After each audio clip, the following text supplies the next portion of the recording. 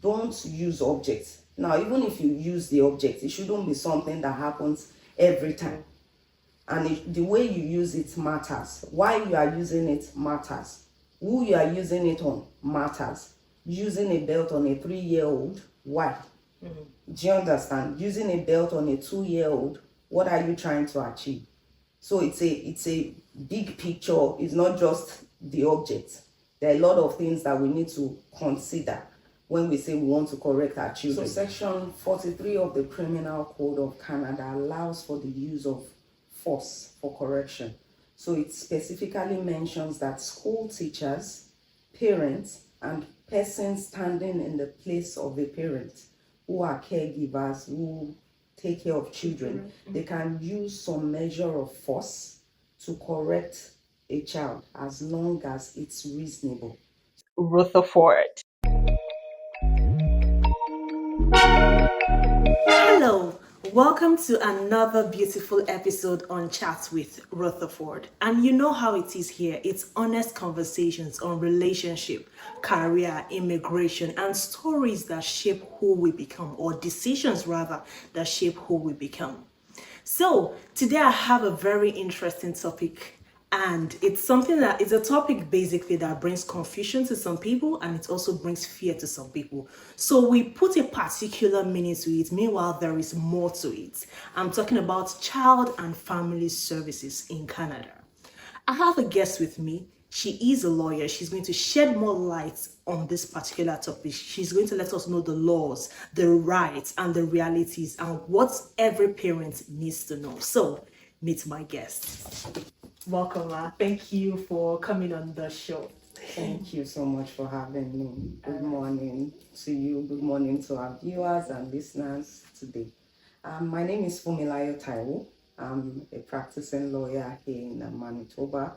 I'm actually dual qualified. I have my license from Nigeria, and I have over 15 years of practice experience in family law, real estate, corporate commercial law, wills and estates, and I work at a Taiwo Law Office. We provide quality services to our clients, and I think that's a bit about me. Okay, right. That's very good. Thank you very much. Well, you are the very best person to come and discuss what we're discussing today, child and family services. So child and family services is a thing, right? But people, relate it to, oh, they just want to take my child away from me. Meanwhile, there is more to it, like what the system is on a day-to-day basis. So what exactly is CFS, and then where does their power come in to intervene in the lives of families? Okay, thank you. Before we proceed, I would like to put out a disclaimer there that every information shared here today is just for knowledge, general knowledge purposes. No legal advice is provided here. So I'll start with CFS. CFS is the acronym for Child and Family Services, and CFS is saddled with the responsibility to protect children. So when you can see that children are kind of vulnerable. Yeah. An adult would be able to stand up for themselves, defend themselves. If they are in harm's way, they know how to protect themselves. But children are exposed most times.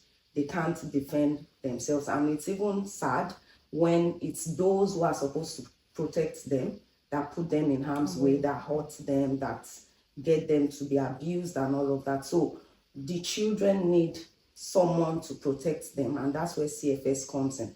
CFS is the agency that protects children from abuse, neglect, abandonment, and safety concerns. Those are areas that CFS looks out for to ensure that children are not exposed. Okay. And so CFS, you are wondering, where does CFS get the power from? CFS has its roots in Child and Family Services Act. There's a law governing CFS that allows them to do the things they do. So CFS coming to a house, going to the school to do investigation is actually backed by the law. So that's the bit you should know about CFS. Thank you very much for that. So, the thing with CFS is that it might not necessarily be extreme, right? It might just be a call from like reports from school or neighborhood, things like that. So, in your practice, yeah, what are some common cases you see that makes families appear on CFS radar? And then for immigrants, what are common patterns that you tend to see on a like daily basis? Okay, so I would say that from practice, from experience, what we've seen, earlier I mentioned that CFS is out there to ensure that children are protected from abuse, physical, mental, neglect, abandonment, and safety concerns. We've had several cases where, okay, I'll give you instances. So a case of, let's talk about physical abuse, a case of a parent or a caregiver trying to discipline a child, and they go as far as using objects to eat the child, and you can see the mark on the child's body. That would be physical abuse. Yeah. We have cases of, because I understand the fact that as immigrants, parents need to meet their needs, pay bills and all of that. So you have cases of, because some parents have to work, they leave their kids at home. Some work overnight, and then they'll say, oh, let me quickly go do this shift. After all, they are sleeping, and then they leave their kids at home alone, and they go to work. That's an exposure. What if something happens while you are away? Who protects the child? That's an issue.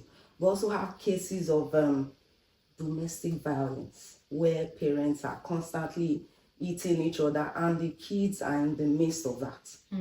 That's something that CFS wants to look into.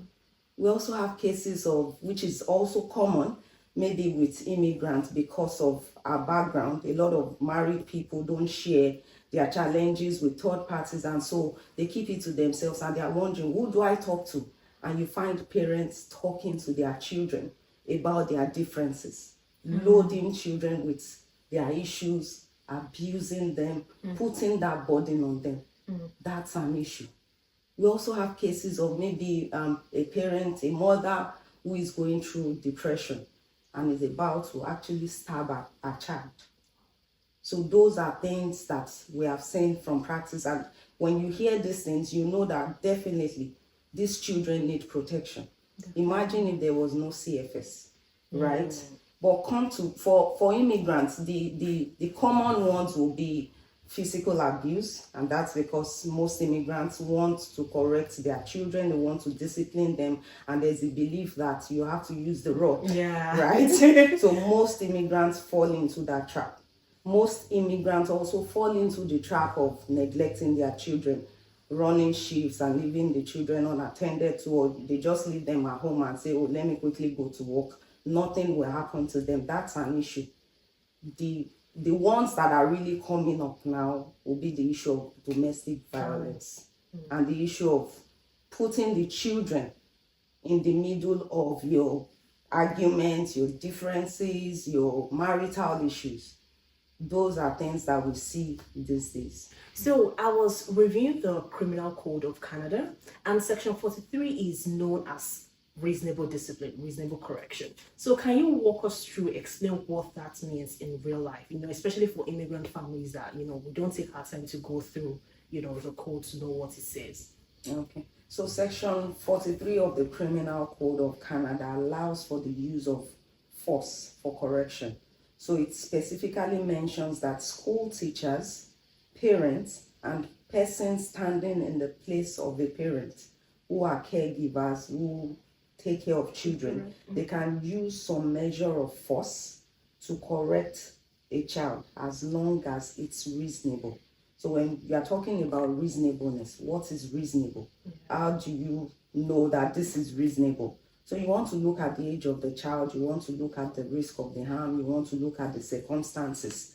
Now, for example, a child that is 2, and then you tell me you want to correct a 2-year-old, and then you start slapping the child, eating the child on the head, all in the name of correction.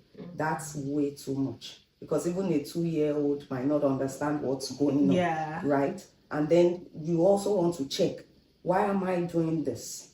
Is it because I want to correct the child or because I actually want to inflict pain? A lot of times when parents try to discipline, they just want to inflict pain so that the child gets the message. And when the purpose of what you are trying to do is to inflict pain on the child, then that's not reasonable. So the law focuses on the fact that, yes, you can correct a child. Spanking a child on the butt won't be excessive. If you hit a child and there's no mark on the child's body, that's reasonable. But when you start, and then another thing is when you start introducing objects, you bring out your belt, you bring out turning stick, you bring out rods, different things, and you start using on a child, that won't be reasonable. You start hitting a child on the head, that won't be reasonable. You, in the process of, you want to discipline a child, maybe you strip them naked, that's dehumanizing, that's degrading, that's not reasonable. So the law wants it to, the law is not saying don't correct your child. The law is not saying don't raise your child, but the law is simply saying it has to be reasonable. It shouldn't be excessive. So there are a lot of things that will be considered to determine whether this is reasonable or not. And some of them will be the age of the child, the risk of the harm, the circumstance, and others like that. All right, thank you. So still on my review of this, the Canadian Foundation for Children, Youth and the Law versus Canada, it is said that any corrective force must be transitory and trifling. So what does that mean? Yeah. Okay, so what that means that it should be transitory and trifling is that it has to be temporary. It shouldn't be significant. So temporary in the sense that when you discipline a child, the child should not go to school and they will see marks all over their body or their bruises on their body. That's not temporary. It could be permanent. That scar could be there forever. So that's not transitory. So the law is saying that it should be temporary. It shouldn't leave any mark. It shouldn't leave any scar. There should be no bruise, right? And then it should be insignificant, not something that, okay, I talked about stripping a child naked, all in the name of you want to discipline the child. That does something to the mental health of the child. That's not temporary. That's not insignificant. That's something that a child could carry forever. So you want to look into that. So that's why the law says it has to be transitory and then trifling. So most immigrants, we come from a place where discipline is like spanking on the butt, using cane or belts and the likes, and it's a normal way of discipline. But now let's bring it to Canada where we are. Would that kind of discipline be seen as abuse, or does context matter? So when I'm talking about context, like for instance, say we use the belts, the rod and the likes, and it doesn't leave a scar, or the child misbehaves and then we're like, okay, no candy for you, things like that. So that's what I mean by context. So okay, so thank you for that question. So I understand the fact that from where most immigrants come from, using an object is allowed. Spanking, slapping, hitting, those things are normal. Yes. But here, the law is clear. The law is clear that the force has to be reasonable. The purpose has to be for the purpose of correction. So now your child, you bring out a belt and then you use the belt on your child. For example, it doesn't leave a mark. Now, that shouldn't be an issue, right? Yes. But what if we're investigating and we realize that for every little thing your child does, you bring out the belt?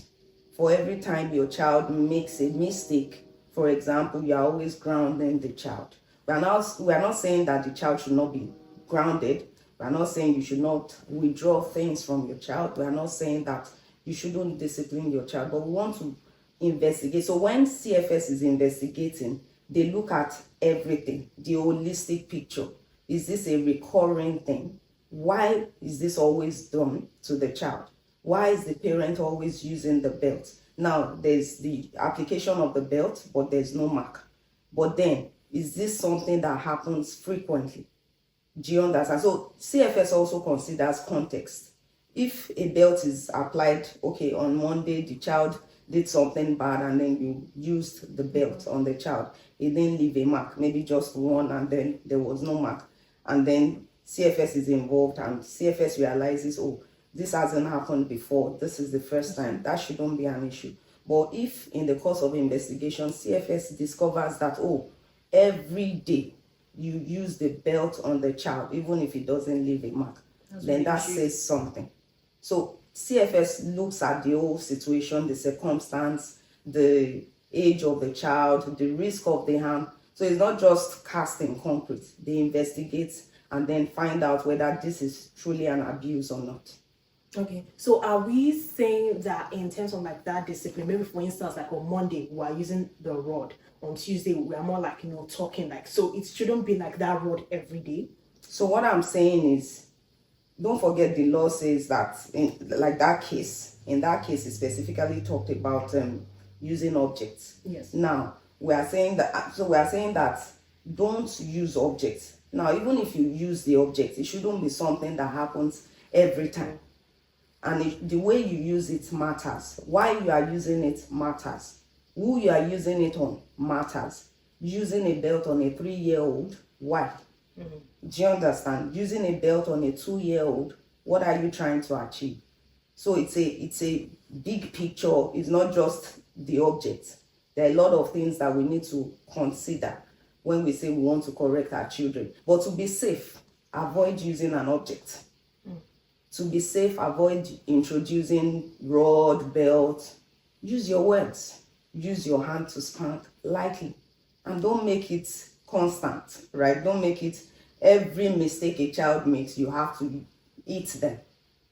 So you just want to be careful as an immigrant. I know it's hard, it's tough, but it's a lot of work. It's something that we have to look into and see how we have to unlearn those things. Okay, so a follow-up question to that. What about the case of threatening the kids with whatever object that it is that we're using, but we don't actually use it? For instance, you don't behave, I'm going to use the cane on you. You don't behave, I'm going to use the rod on you, things like that. Because that way, it also drives them to behave themselves, correct themselves. But what can we say about that? We're actually not using the object on them, but just threatening them with that object. Okay, so you are threatening the child with the object but not using the object. Yes. So the focus of the law is on the fact that there should be no mark when you use objects on the children or on the child. However, there are other things that CFS will consider when they want to step into or when they need to investigate. So now, if you constantly do that, threaten your child just to ensure that they get things done, you also need to be careful, because if you do it to an extent where your child is so scared of you, where your child is fearful, and your child has to go to school to tell the teacher that my mom does this all the time, that's an issue. So you want to be very careful not to constantly use that threat. And it's important to understand your child. There are children that anytime you threaten them, it sinks into their brain, into their blood, into their veins, and it disturbs them. There are children who don't care. So you need to understand, if a child is that way, you can't be doing that. You are damaging something. Yeah. So you want to be careful. So even if CFS comes in, they are not looking out for the mark. They are not looking out for the object. They are looking out for what has happened to this child, what is going on with this child. So if the child has gotten to that point where the child constantly lives in fear, there's an issue. So you want to be careful about that too, not to always threaten the child. Oh, I'll use some immigrants have found names for objects and they use it. So you just want to be careful. Okay. All right. So whatever you're doing, just be careful, because sometimes that correction, that form or way of correction can leave, an image or something in the minds of the kids. Exactly. Okay. So let's go deeper into, what we're talking about. CFS shows up at the door. Some people don't actually know what to do, and there's this whole panicking and all that. So what should people rather do in that kind of situation? Do they let them in? Yeah.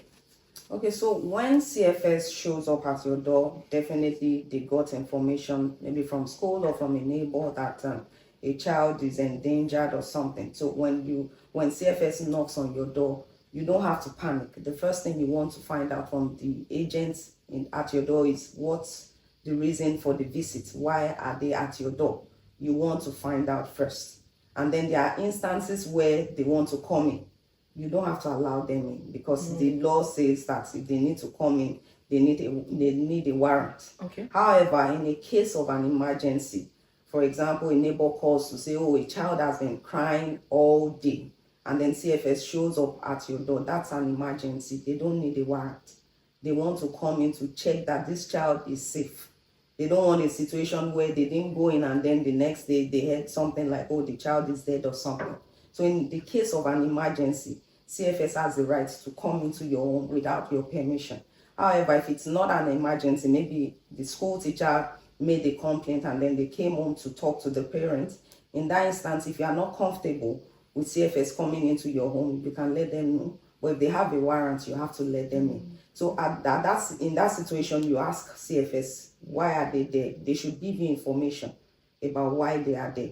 And be calm. You don't have to panic. They ask you questions. You give them the information they need. Just facts, not admission. That's another thing. You are not admitting to anything. You are just telling them or answering questions. But be careful not to admit anything, and be careful not to sign any document without speaking to a lawyer first. Okay. So another concern is in the area of school, because that's where children get to spend most of their time in school, and CFS can show up there. So is it legal? Is it okay if CFS shows up to question the kids without the consent of their parents, or even teachers even asking the kids, how are you being treated at home? What is happening at home? Is it okay? Is it legal? And then how legal is it here in Manitoba? Okay, so CFS can decide to go to a child's school to talk to the child. That's completely legal because the law allows them to conduct investigation to find out if a child is going through abuse or whatever is going on with the child. So they have the power. They have the power to attend school, talk to the child. And for school teachers, because the children are constantly in their care, most times they're in their care, maybe like 8 hours of the day, they're in their care, and they notice something about the child, they can ask questions. They have a duty to ask questions. They might not investigate, but they have a duty to ask and then report to CFS. It's just like going to a medical doctor. Maybe there's an issue with sexual abuse and they've checked. The doctor has a duty to call CFS. So it's completely legal for them to do that. In fact, if they don't do it, it's more like negligence on their part. Because a child is maybe being abused and the teacher notices and the teacher doesn't do anything about it. What if it's real and then it leads to something? It could have been avoided if the teacher had said something. So the teacher calling CFS, the teacher might not be able to investigate, so the teacher does not have the right to call the parent to start asking questions. What are you doing to your child? And no. But the teacher has the right and duty to call CFS, and then CFS has the power to do the investigation. So whether you consent or not, they will talk to the child just to find out what's going on. And if they sense anything, they will definitely contact you. So it's not like it's going to be hidden. They'll let you know they spoke with your child and they found out this and all of that. So the final question for this episode, for someone who is in contact or has a case with CFS, at what point can the person say, okay, I need to have my lawyer present before I can continue this conversation? Okay, so when CFS is involved, there are different stages. There's the investigation stage, there's the intervention stage, there's the stage where they draw up a plan, there's also the stage where you go to court. Okay. At every stage, a parent can request legal advice, legal representation. So if at the stage of investigation you're not comfortable with answering questions, you can get your lawyer. If at the stage of intervention, maybe they need to take the child away from you, you can get a lawyer. When they take the matter to court, you can get a lawyer. And when they say, okay, we are drawing up a safety plan, we need you to sign, and you can get a lawyer. So at every stage, you can get a lawyer. So for me, I always tell people, you might not understand what's going on. So it's just safe for you to immediately start, and you sense that this is going somewhere, you need to get your lawyer immediately. Talk to your lawyer so that you know what you should be telling them and how you should be responding and the things that you need to do. Your lawyer will be able to guide you through that process.